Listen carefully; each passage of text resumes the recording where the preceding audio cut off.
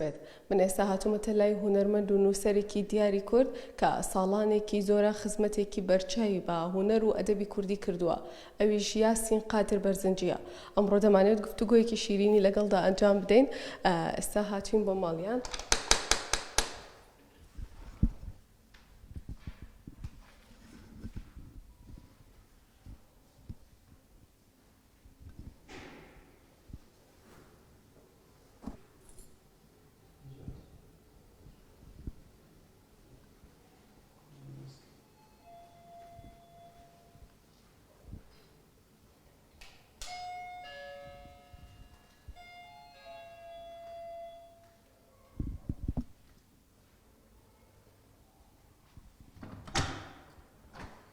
کاگیاسین سڵاو لێبێ سەرچاو پیرۆز بێ لە هەموو لایەک بە خۆشی فەرموون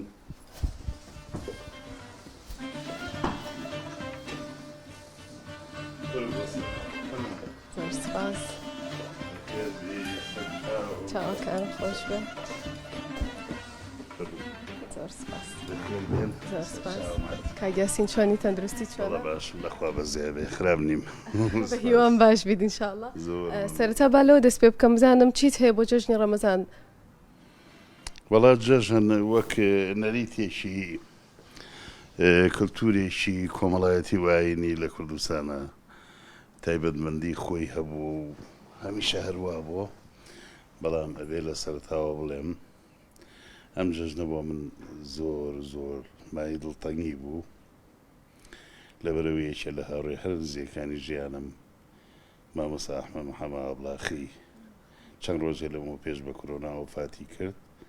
پێش نیم سەعات لە گۆڕستانی ئابلاغ هاتمەوە چوومە لای ئەوە بۆ برینێکی زۆر گەورە لە دڵی منە هەر لەگەڵ مامەیلی غاداریە بۆچ فەلاک دایم خەیاڵی مەردوو مازاریە ئەوم لەسەرە جەژنە پیرۆزە بنێرم بۆ هەموو کوردێک هەموو هاوزمانان و هاوڵاتیانی چ لە ناو کوردستانە چ لە دەرەوەی کوردستان ئەو خۆشەویستانەی کە دوورن لێمان بەڵام بەدڵ بەڕۆح هەر لێرە ژین و پیرۆزبایی جەژن بۆ خانەوادەی سەربەرزی شەهیدان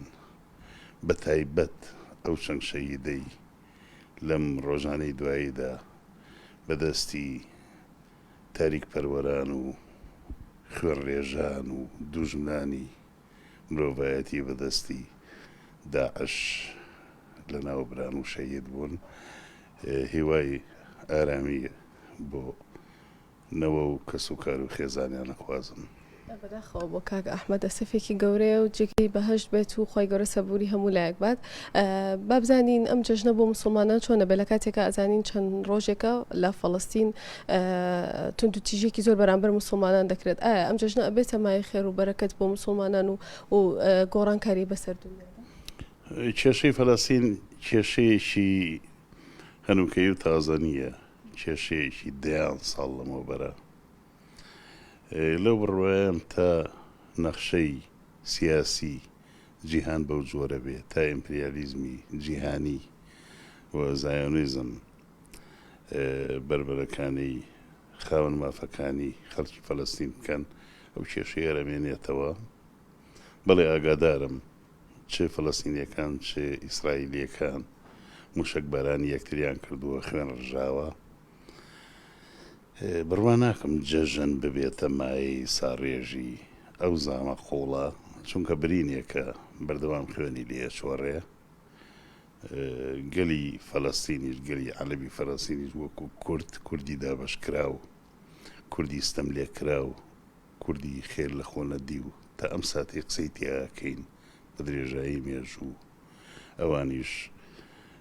قوربانی ئەو سیستمە زۆرداریان کە دەستی بەسەر جیانە کێشە بێجگەلەوانەش لەو ڕەوشەداراییە قورسە و ئەو کێشانەی کە موچە و بژێوی خەڵک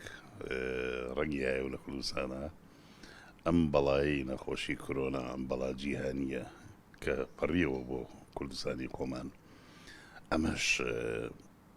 ڕەوتی ژیانی خاو کردەوە. خۆشیەکانی بردن هی خەڵکی، خەڵک لە دڵاڕێ چیە خەڵک ناتوانێت وەک جاران بەشداری خۆشیەکانی جەژن بکە، هامشۆ بکات، گردن ئازادی لە یەکەن لە نزیکەوە، ئەو کۆبوونەوە و سەیران و گەشت و ئاهەنگی مۆزیکییانە کۆمەڵایەتیەکان وانە هەمووی لەژێر کاریگەری کۆرۆنایە لەو بڕواە زۆر خراپ چووە بەڕێوە. هەڵبەت لە جەژندا یادگاری خۆشت هەیە، یادگاری ناخۆشت هەیە؟ ئەگەر شتێکت لا یاد بێ بۆمان باز. مرۆڤ بە سروشتی خۆی پەیوەست و پابەندە بە یادەوەریەکانەوە. یادەوەریەکانی ئێمە زۆربەی لە مناڵیا کۆبەتەوە. بەڵێ منیش وەک هەر کەسێکی تر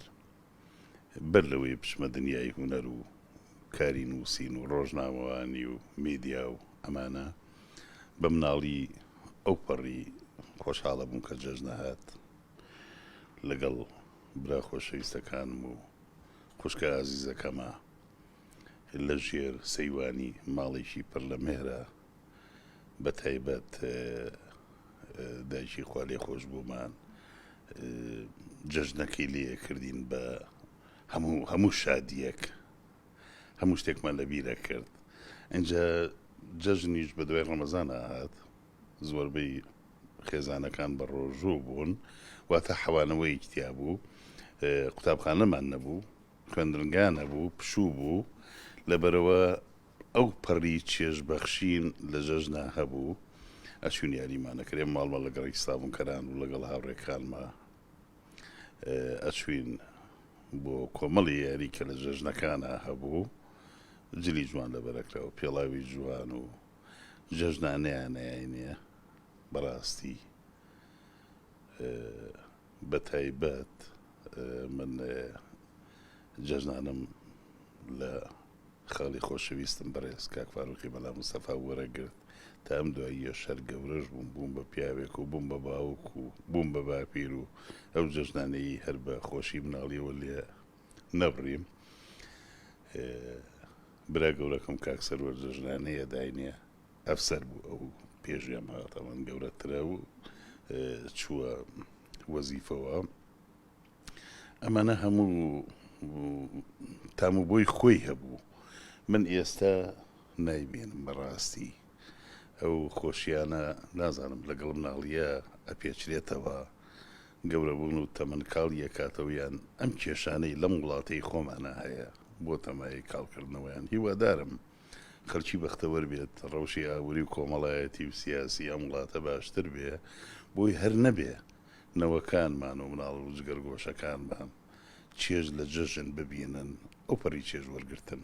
ئەمەشی وادارین هەموو لایەک لە جەژن و خۆشیدا بن. پێمان خۆشە بچینە کتێبخانەکەت لەوێدا باسی کتێبەکان و ژیانی هونەریت بکەین کاک یاسین. زۆر زۆر سپاس.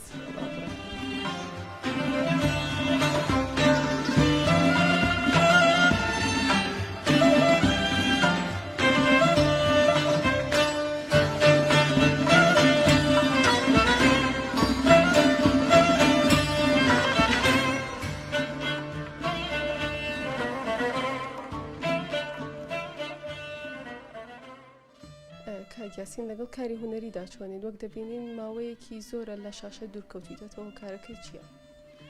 من دانەبڕاوم هەمیشە لەگەڵ ئیشە هونەریەکانە ئەژیم. ئەگەر کاری پراکتیکیشم نەبێت لە شانەوە تەلەڤیزیۆن و سینەما، بەڕاستی من بە خوێندنەوە خەریکم، بە نووسینەوە خەریکم. نووسینی منیش زۆربەی ساڵانێکە لە کایەکانی شانە و درامایە. دواکارم ساڵی پار بوو لە درامایی بەختەباران، یەکێک لە دەورە سەرەکیەکانم هەبوو. پێش 2 ساڵی شانۆگەریکی مۆنۆدرامام نمایش کرد لە گەرمیان لە شاری کەلاری خۆشەویست لەسەر ژیان و ڕۆشنبیری باڵای پیرەمێردی نەمر. خۆم کارکتەری پیرەمێردم بەرجەستە کرد، بەڵام بە خوشکی خۆم بڵێم من هەر لە سەرەتایی کاری هونەریمەوە پەلەپەلی بەشداری زۆر و هەڵپەم نەبووە بۆ کارکردن لە هەموو ئیشێکە. لە ناوەندە هونەریەکەیە کۆمەڵی ئەکتەرمان هەیە باش هەڵەبژێرن ئەزانن اختیاری ئەو کارانە بکەن کە شتێک بەجێ ئەهێڵێ لە ئەرشیفی خەباتی هونەری خۆیانە منیش هەمیشە ئەو کارانی خراوەتە بەردەمم چ لە تیپەکەی خۆمانە تیپی شانووی سالار چ لە بەرهەمە درامی و سینەماییەکانە بەڕاستی ئەگەر نەمزانی بێ ئیزافەیە کە کا بۆ ژیانی هونەری خۆم بەشداری نەکردنم بە باشزانیوە من ئێستا کە بدیار تەلەڤیزیۆنەوە دانیشم بەداخەوە هەزار ئەفسوس بۆ کۆمەڵی هاوڕێی ئەکتەرمان بە کچ و کوڕیانەوە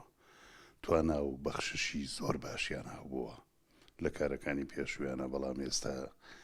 ئەبینیت خۆیان ئەدەنە دەست هەنگێک کار هەنگێ دەرهێنەر هەنگێ سیناریۆ کە هیچ زیادەیەک ناخاتە سەر ئەرشیفیان ئەمە هەڵپەی کارکردنە لای هونەرمەند بە گشتی ئەڵێم هەمووینە بە شێوەیەکی گشتی گیانی نێرجسیەت و خودویستن زیاتر لە مرۆڤی ئاسایی لای وەرزشەوان لای هونەرمەند لای هەنگێ لە نووسەران و میدیاکاران یەکەمیان لەبەر ئەوەیە کە بڵێ کارەکەم کەواتە هەم چۆن وتراوە من بیرەکەمەوە کەواتە هەم ئەمیش بڵێ من لە هونەرام کەواتە هەم من گرنگم هەر هەم ئەو پاشانیش بەداخەوە ئەو ڕەشەوە داراییە وای کردووە هەنگێ ئەکتەری خۆشەویستی ئێمە لەبەر بڕە پارەیەک بەشداری لە هەموو کارێکاکەن بەڵام ئەوەی گرنگە مێنێتەوە تۆ شتێک بکەی جارێ وەک ئەکتەر ئەو دەورەی پێدەست پێرن ئەو کاراکتەرەی تۆ بەرجەستەیەکی لە کاراکتەرەکانی کەو ناچێت ئەگەر چەق بەستوو بیت ئەکتەرێ بیت هەر لە ڕۆڵەکانی پێشوت بچێت ئەوە کار نەکردنێ باشترە و پاشان بەگشتی بەرهەمەکە چەندە ئیزافەیە بۆ سەر هونەری کوردی بۆ سەر ڕۆشنبیری کوردی چەندە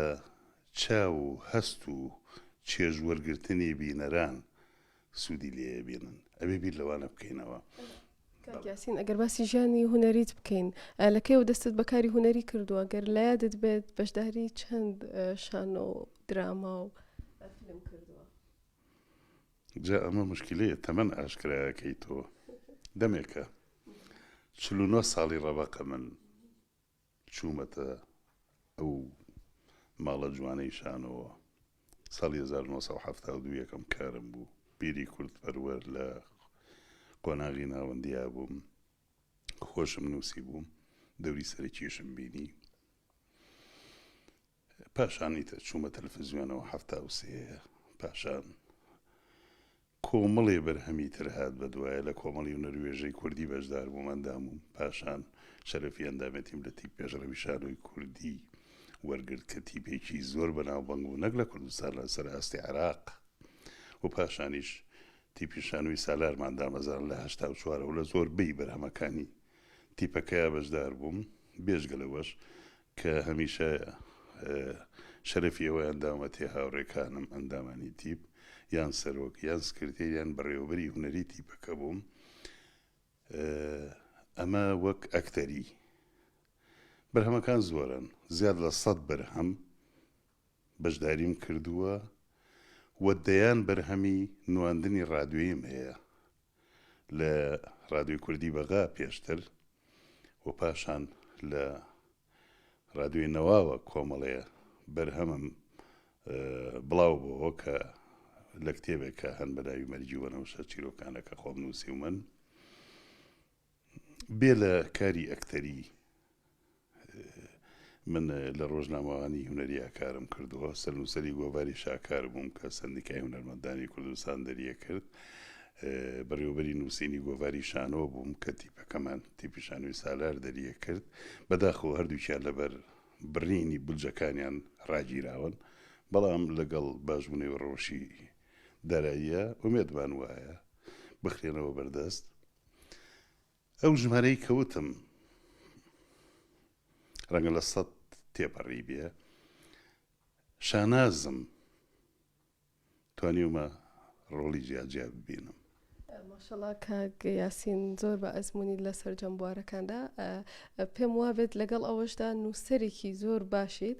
کۆمەڵێک کتێبت هەیە. گەر باسی کتێبەکانتمان بۆ بکەیت، چەند کتێبت نووسی و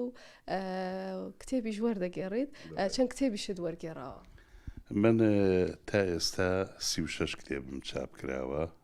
لە نێوانی نووسین و وەرگێڕانە. بە کتێبی شانۆیی دەسم پێ کردووە، هەم توێژینەوەی شانۆیی نووسرا و وەرگێڕاوی خۆم،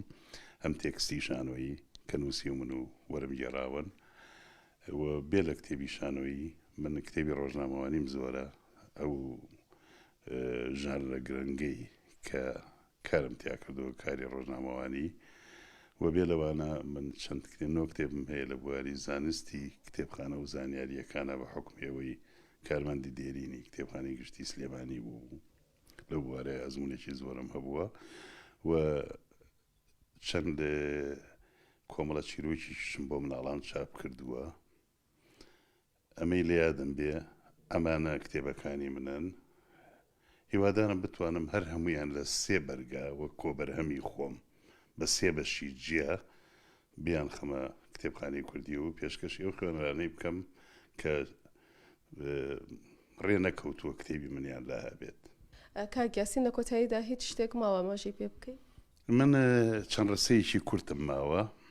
پاش بە خێراتنی ئێوە و هیوای سەرکەوتم بۆ سایتەکەتان وێزگە. هیوادارم ڕەوشێک بێتە پێشەوە، هونەرمەند و نووسەر و ڕۆشنبیر و ڕۆژنامە نووس و میدیاکاری کورد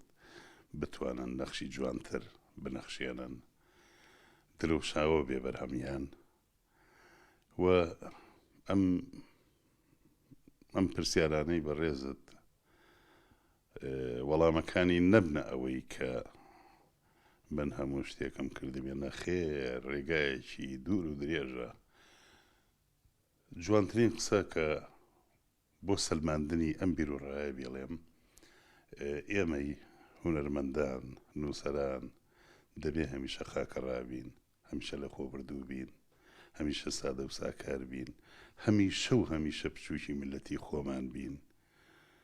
چونکە ئەو میلەتە زۆر گەورەترە لەوەی کە ئێمە شتمان پێشکەش کردبێ، دەبێ کاری گەورەی بۆ بکەین. هەر هەمووشی چڕەکەمەوە لە دیێڕە شعرێکی شاعری گەورەی نەتەوەی کورد مامۆستا گۆرانی مەزن بەو دیوانە جوانەوە، بەو هەموو شعر و بەرهەمە ناوازانەوە کە گۆران نەخشانوتی لە ژیانی خۆیە،